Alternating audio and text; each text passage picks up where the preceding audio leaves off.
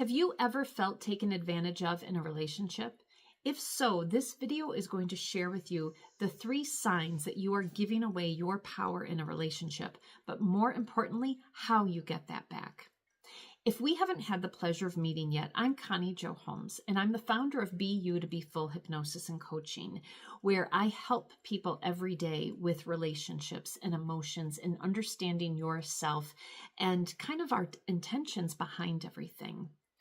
And so the first thing that I do want to share with you is, why does this happen, right? And so one reason why we might give somebody our power in a relationship is that we are saying yes when we actually want to say no. Well, why would we be doing that? Well, we might be doing that because maybe we're not fully confident in ourselves. Maybe we're doing that because we're not fully confident in the relationship.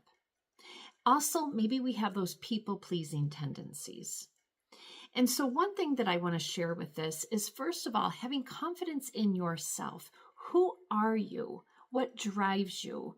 What are you capable of? Those types of things, really understanding who you are at the core and being confident in that allows you to be confident in any relationship that you are in. And also, when you're confident, you do express yourself. You're confident enough to say what it is that you need, that you want, that you desire. And so that might be one area where you are saying yes when you actually want to say no. And so I really challenge you to look into that greatly. And I'm going to jump into number 2 because number 2 is going to also help with number 1. So another one is that you actually prioritize somebody else over you, or you prioritize their needs and wants over yours. Now, one thing I do like to tell people with this, and I tend to be one of these people, I am very easygoing. I'm very flexible, adaptable, those types of things. So the majority of the time, if somebody says, hey, where do you want to go out for dinner? I don't care. I seldom truly care because I'll eat anything. It doesn't really bother me. However, so pause on that. But if this is you as well, what you might find, what happens is that person, they keep asking you, what do you want? And you keep saying, I don't care. So then that gives them permission to make that choice. Well, I'm going to tell you something.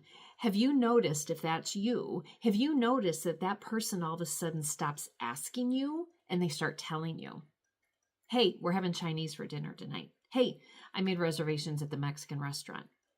And even though you don't care, after a while, you might start to feel taken advantage of, like, well, wow, gosh, I wasn't even asked my opinion. Well, and I'm not saying with that behavior that that other person is doing is right, but can you start to understand why maybe they did that? They've asked you all this time and you keep saying you don't know. So you've actually trained them to treat you that way. You've trained them to have that behavior towards you. And when you stop and think about it that way, that doesn't feel too good.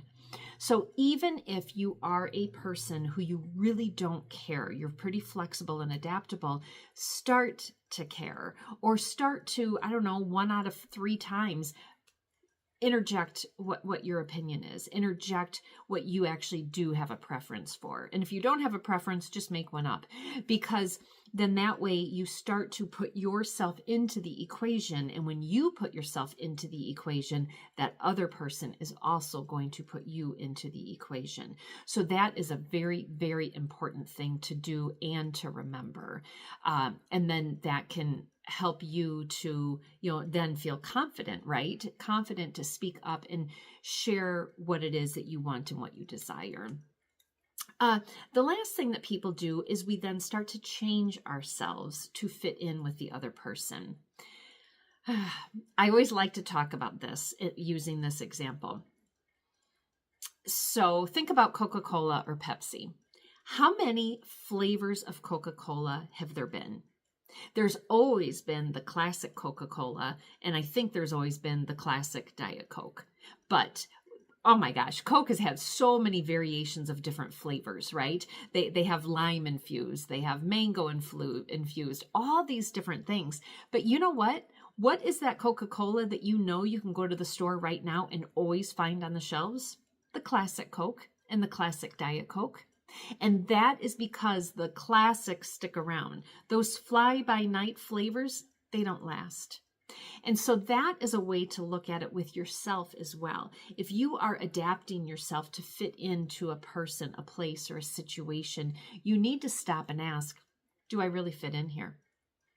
Now, if it's something in some place that you want to fit in, like truly at your soul want to fit in, that can be an opportunity to hold the mirror up and to say, what is it that about this person or this place that I want to fit in? What is it that maybe I'm not showing up the way that I can fit in? So that can be a life lesson and a growth opportunity. However, sometimes we want to fit in and then therefore we adjust ourselves because it's the only thing we know. It's what's in front of us. And so therefore we're just taking what's there.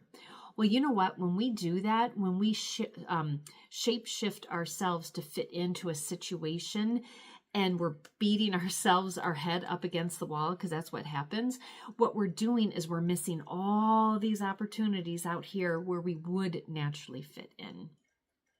So those are those three things that people are doing that are signs about a relationship. And when you realize that and you notice that, that is something that you can immediately do to change and to realize who it is you want to be in this relationship. And if you have to change yourself too greatly, it's really an opportunity to ask, is this the relationship for me? Because you know what? You can always have a relationship with yourself. I had a period in my life where I got divorced years ago. I was on the dating scene for a while. Oh, it was a little bit of a nightmare for a little while. And I just ended up taking a break. It was about a year that I ended up just kind of checking out. And that was the time that I just spent a lot of time with family and friends and things like that. And I wasn't dating anyone. And I'm going to tell you, it was a beautiful time in my life. I actually went to a wedding solo. I did a lot of things solo and it didn't kill me. I still have all my 10 digits. No one bid anything off of me. And it was actually really fabulous. And so when you can actually remember that you can also have a relationship with yourself, and that relationship can be really rich, because when you're doing that, you are doing so much self-discovery, so that when you do go out into another relationship, whether it's romantic, whether it's a friendship, whatever it might be, when you actually go out in there, you are your full, whole self version of you showing up. You're not this wounded part that's still trying to figure things out. You stand up, you stand tall, you stand proud, and this is who I am. And you are going to find your tribe, or your tribe is going to find you. So trust in that. So if you have any thoughts on this, if I've missed a point or two, or else if you have a personal example with this, please drop it in the comments, because we can continue this dialogue that way, and maybe others can benefit from this as well. And if I can be of any assistance to you in any way, please look in the description box below on how we can possibly work together. And then also I have a community out in school, and I have different activities and events happening all the time. So check out my website for that information. All right. Thank you so much. Bye-bye.